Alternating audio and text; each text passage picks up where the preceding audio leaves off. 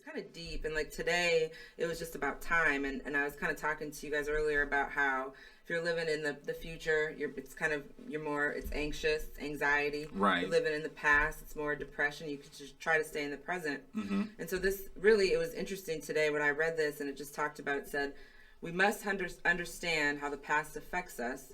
We should keep the present full of rich and satisfying experiences, and we should devote some energy each day to building for the future. Mm-hmm. Just as a river can be said to have parts that cannot be clearly divided, so too should we consider the whole of our time when we decide how to spend our lives. So it's really important to blend kind of all of those, blend your past experiences, hope for the future, but stay in the present. Okay. Right. Well, he does it again. Hold up, he'll get to it whenever you're ready. There, You know what? Stop. You're good. Boom, got it. All right, 3, 2. Come on, we gotta fight back, take our right back, take our life back.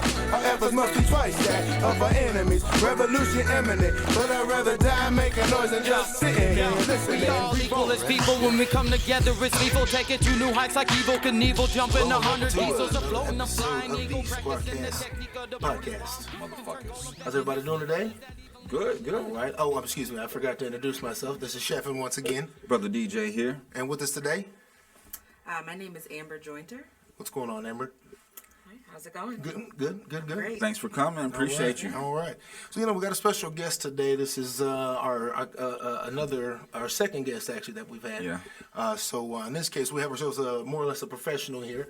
Or getting to that, right? You kind of... Yeah. Okay, so... Subject matter expert. Right, there you go. And today's episode is going to be about mental health. Yes. All right. We are not immune from the stresses of society. Right. And as a result, these things can happen to us, or we can get stressed out, and that can affect us in some special and certain ways. And on top of that, just some of us are born, with a little bit more special things that are going on with us than others. So, Right. That being said, I'd like you, if you could take a moment to introduce yourself and what you're doing or trying to do, and we'll go from there. Sure. So my name's Amber. I am currently a graduate student in the School of Social Work. I'm pursuing my master's degree in social work at the University of Iowa. Dope. And with that, I am going to be doing clinical therapy for Dope. children, teens, adults, couples, families. Really focused on coming from like a trauma-based perspective. I've been in social work for about going on 15 years. Nice.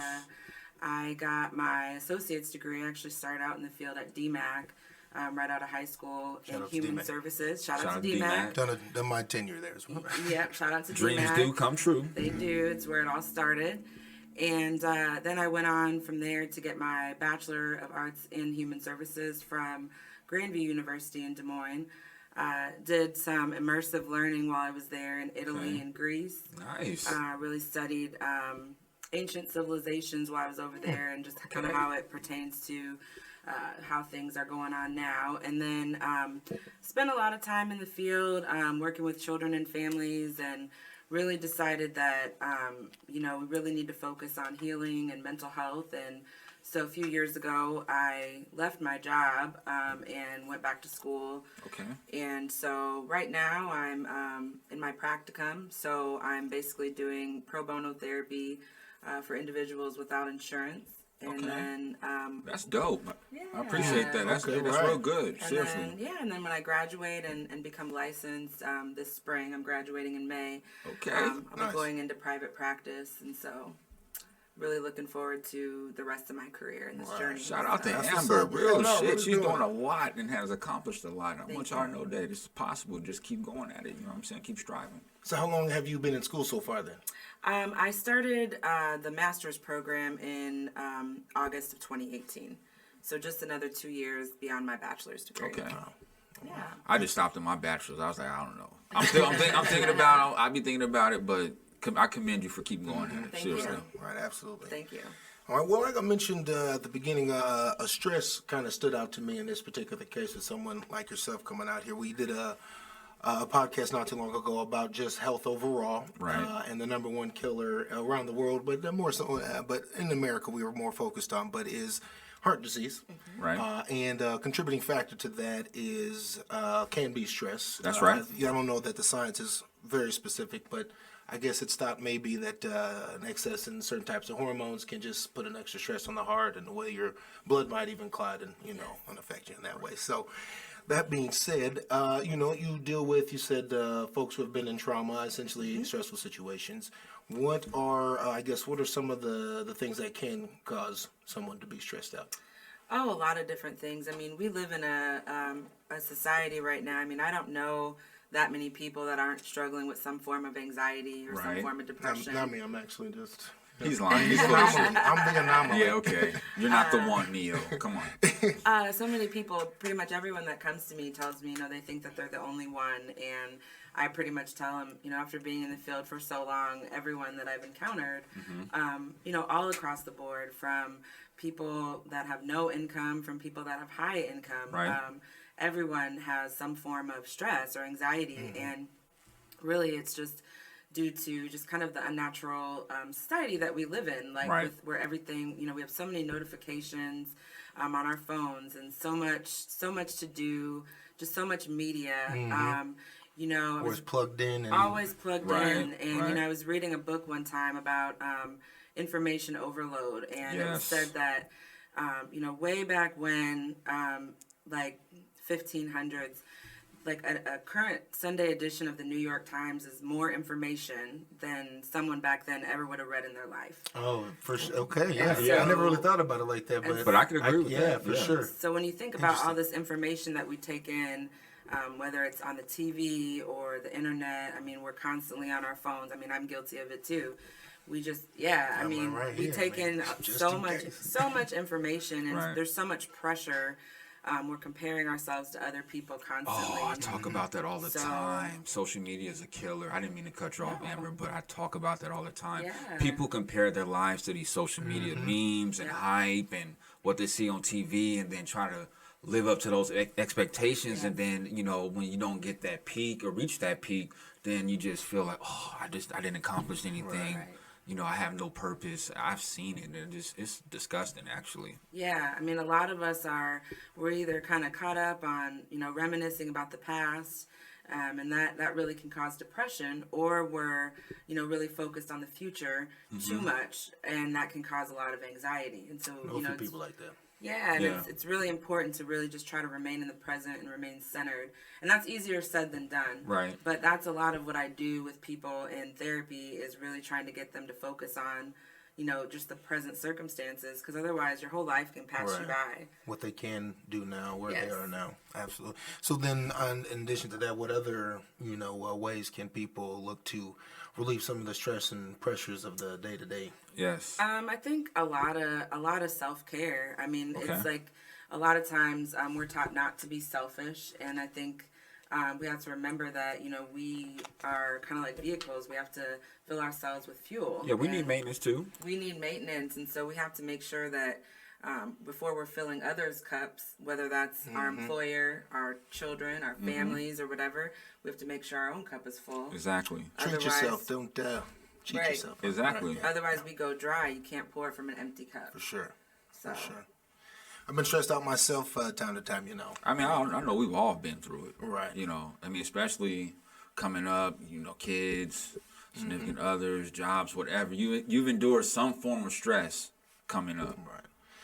And you work with families who specifically have kind of been in more trauma, as a physical and mental trauma situations. Are these? Are these like with the family themselves or outside, or is it a mix that you see? So in the past, I worked with a lot of children and families, like I worked in the homes, a lot of homes. Okay. So I went around just in my various positions that I did, and saw a lot of families and stuff with trauma. Right now, I'm pretty much focused on, I see families, but I typically see people on an individual basis. Okay. But yes, most everyone has had some form of trauma, and multiple traumas for some of us. And, sometimes what happens with trauma is your brain actually can get stuck in these certain situations. And so it's really important to do like trauma-based work and to work through those so that you can, in order to move forward. Just progress in life Yes. in general, yeah. Yes.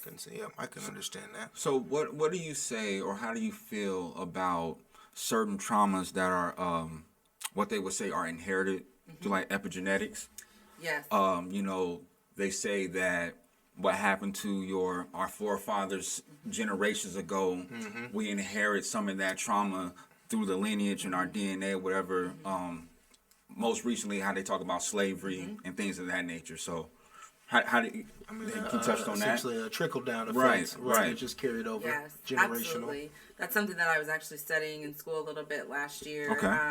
And yes, I definitely agree with that. I mean, if you think about someone, you know, a mother that's pregnant, Right. and if she's stressed out or she's dealing with some sort of a trauma, that fetus is gonna feel that. That's and right. It's gonna take on some of that through their DNA, and they're gonna inherit that and then pass that on down, you know, to their children. And so, really, the important thing is for, you know, an intervention to come in and kind of break that cycle of trauma. Some of it might be inherited, but it's kind of more or less, you know, learning how to heal it. Okay.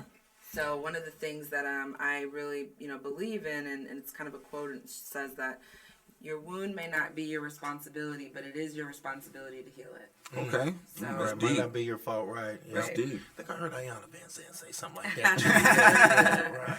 You know, so no, that's a very good point. At some point, you'll have to do the work. I mean, Right. even if Exactly. someone did hurt you, odds are they can't heal you if they did the hurting. So I like that. Yeah, because you're only hurting yourself if you don't, you know, if you don't try to figure out, you know, how to patch it up. I mean, you know, if you went down the street and you know, broke open some skin on your arm and you were bleeding, like, you wouldn't run Ignore around that. and just, you know, you Just be leaking all over the place. Right. You'd figure out, like, okay, what am I going to do, because I got to get back to work, I got to get back to my Exactly. kids, I got to get back to my life. And so Exactly. it's no different with mental health.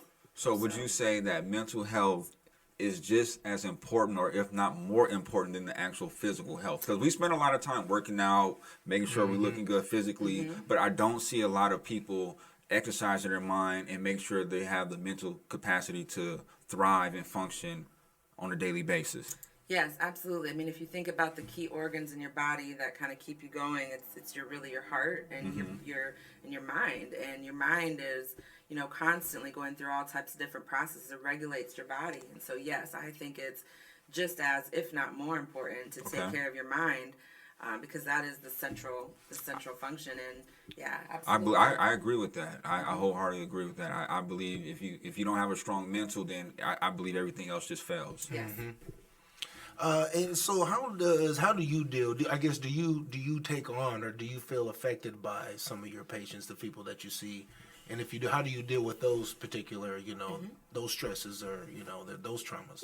Yes, I would say, like, I have a high degree of empathy, which can be a gift and a curse. But one of the things that I kind of go by is empathy without boundaries is self-destruction. Okay. And so when I first was new to the field, I really gave a lot of myself, and I thought that I was really doing a good thing by overextending myself constantly and taking on more than I really probably could. And kind of what ended up happening is I went through a period of burnout where I became disillusioned and just really was like, you know, what am I doing here? Because I wasn't fulfilled. Right. And so, yes, like, if you're not careful, if you take on too much, you absolutely can burn out. And I have gone through one of those periods where you lose the passion for it. Yep. And so I really try to, you know, there's different boundaries and things that I do. Like, I may shut off my emails at a certain point of day. So it's like, I'm with my family now, you know, my phone calls, just different things like that. I make sure that I schedule time for me. D&D. Right. Yes. Do not disturb. Back to you, like you said, not, you know, treating yourself, not cheating yourself. Right. Like Yes. that. Well, you know, there's a certain stigma that can come with seeking therapy, counseling. How do you encourage people to get over that, or even have conversations with someone, you know, or maybe they're just, you know, struggling to do it themselves? What's a good way to approach that? It's really hard. I think we're getting better. I do think that there's more like awareness. I mean, even the fact that I'm sitting here today and just, talking about it, I mean, Exactly. it's like that's a big step as far as like where we're at, that people are ready to, hear it and talk about it and whatever. But it's really hard. I try to normalize it for people. I try to be pretty down to earth in my sessions and just say, we're just talking. We're just, you have a problem. It's kind of like a twisted ball of yarn in your head, and I'm just here to help you unravel it. You have a neutral third party. A neutral third party, because you think about it, when you have a problem, most of the time you call up one of your friends and you might vent about it, and, whatever. But they're not. You don't like the person, like, no, bro, you should kick his ass. That's what you should do. When maybe we're not maybe advocating violence. Just to let you guys know, we're not advocating violence here. We're just hypotheticals. But no, I'm an advocate of therapy. I've been through it myself. I have no issues admitting to it or anything like that, and I learned a lot of coping mechanisms from it. And I think it was a beautiful thing to be able to get a third party that has no interest, no anything, that knows insight of what's going on until you tell them, and then you can get their clear insight, what their perspective is, and then it kind of opens up you a little bit more to kind of see things from a different perspective than what you were normally accustomed to, and then you can kind of move accordingly from there. Right, yeah, and I practice a lot of cognitive-based therapy, so CBT, and just really what that means is it's trying to change a person's thoughts, and then the perception, because a lot of times it's not the situation that you're going through. You might be going through something, but it's how you perceive it. That's right. And so if I help you change your thought process, then I'm able to help change, the way that you act and react to a situation moving forward. Right before I got to high school, in middle school, I used to fight all the time. Just fight. And I eventually ended up in counseling because it was basically that or being kicked out of school. And the therapist did just that. He just really gave me, he broke, everyone else just wanted me to stop fighting without really talking or addressing the reasons why. But this particular gentleman really just to no fuss. He just got to no, we're talking about why you're doing it. I don't really care what you're doing. I want to know why you're doing it. Once we got past that, once I got to high school, I didn't get into a single fight. Not a single fight. He pretty much saved me. So for sure, I would have just repeated a lot of that family history. We was rapping, making beats. Right. No fighting. Right. So no, don't underestimate the benefits of therapy. That's for sure. Seriously. Absolutely not. Yeah, it's a wonderful thing. I mean, like I said, I really just tried to be down to earth and just, there's good boundaries in place and whatnot, but I just try to be down to earth and just, let people know, like, this is a no judgment zone. Exactly. I don't want to say I've seen it all. I haven't. I got a long ways to go, but I've seen a lot in my career. And so nothing, someone says is going to make me be like, oh my gosh, like I can't see you, or that's so shocking. Everything is real confidential. Would you say like some people's biggest hurdle to even engage the thought process or even maybe want to see a therapist is just the stigmata that's built around it? Like, man, especially for guys, for men, we feel like, oh, I don't want to talk to nobody, and I don't, it's just, I know it's hard for men to even grasp the concept to want to even go see a therapist for whatever you may be going through. Yeah, I think absolutely. I think in the past, I think it's been like, oh, you're weak if you go and seek help for your problems. Like, suck it up. Right, like, just punch him in the face, deal man. with it. Yeah, just act out, be aggressive. And then what happens with people is that it builds up inside of them, and they do act out. Right, and at the wrong time. When you see the rage and like the fighting and the anger and everything like that, because they haven't been able to get out their thoughts or process it adequately. Right. So yes, absolutely see that with men. I've seen it with a lot of minorities as well. Of course. Definitely, it's a huge stigma in the minority. It's absolutely. It's a lot, and especially in religious communities as well. Well, really?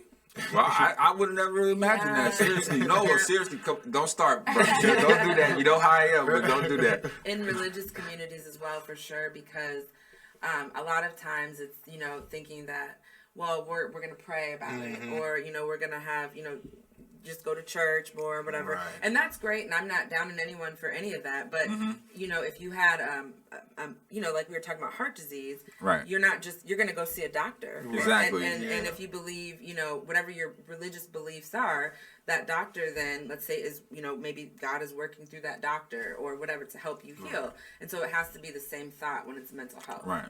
Okay, I'm great. I'm great. Yeah. I see this book sitting here. Is this just what you're reading right now, or is this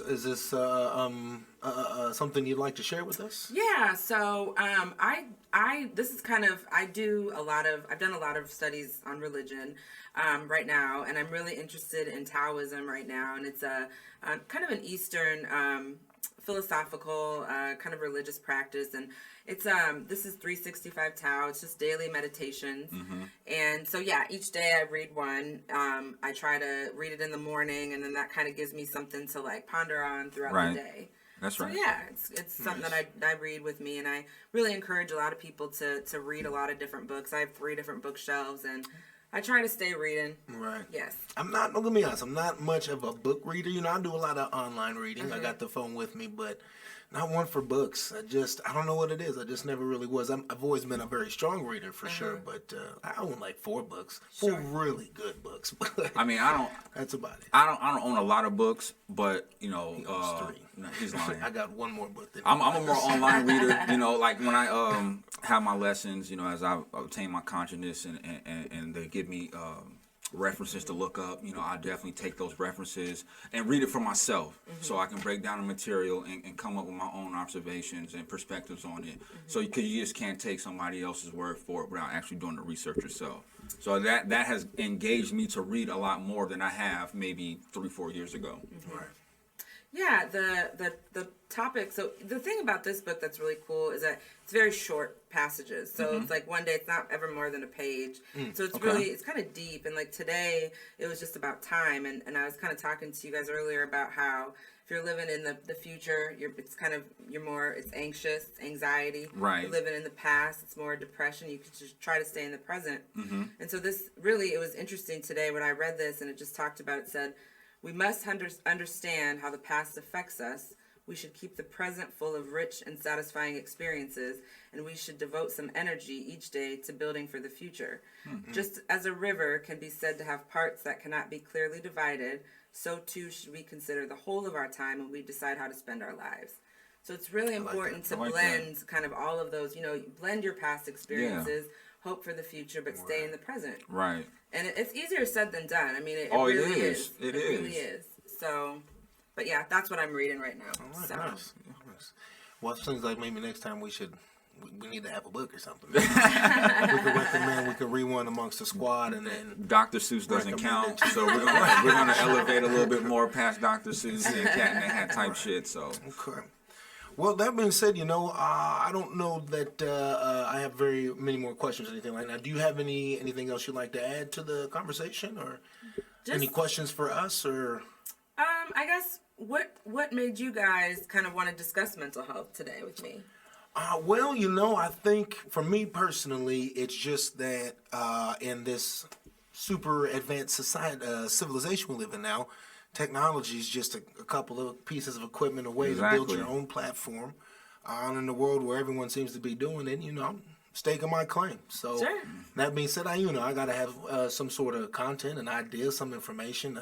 I'm a pretty, jokey jokerson kind of guy, but I don't consider myself that funny. I can't. That's not gonna get me. That's not gonna get us the views and the subs. Right. So yeah, no. So when we decided to put this together, you know, content, something, at least an attempt, you know, every time we're gonna try to provide some information inside. After every show we film, we try to think of the next topic like here on the spot and get ready for it. So when we did time to plan religion last week, I said, let's piggyback off what we did, men's health into mental health, and I knew somebody that I could reach out to, and she came through for me, and I appreciate your time, seriously. Absolutely. Thank you for gracing the platform, seriously. Absolutely, yeah. And I just would encourage everyone that's listening, I mean, if there's something you're going through, you know, you don't have to tell other people, too. If you're, you know, not ready to talk about, you know, going to therapy, just, you know, call somebody up. You know, you can do some research and find, you know, someone that's best for you, because that's the most important thing. A lot of times people have had failed experiences in therapy too, and they're discouraged to go back, but maybe it just wasn't the right fit with that therapist. Exactly. So do your research. There's a lot of resources out there that you can look and find someone that you would feel comfortable talking to. Don't just take the medicine. Don't let them write you a script for Prozac or any of this other shit. Right, do your research. Don't be discouraged by that. Yeah. That's if you want, it's okay to get a second opinion or to seek, Exactly. some additional help. So It's just talking. Exactly. well, that being said, I suppose that's the end of another Yeah. SquadKast podcast. We keep this one short and sweet. Nice. Again, I appreciate your time. Thanks for coming out. Thank you guys both for having me. I appreciate it. Absolutely. Well, that being said, everybody, we'll see you. See you later. Tell 'em we on some other shit. Create our own features, baby, out here on that mother shit. My people's had enough of this. Arguably the world's bleeding from the arteries, and we be the tourniquet. You should know where your loyalties lie down. If you don't, you just a sleeper cell. So please lie down. Blind our enemies with energy. Be the epitome, that's synergy. Work together and find a frenemy. Moment of awakening, fight for what's right. And if they don't wanna give it up, fuck it, we just taking it.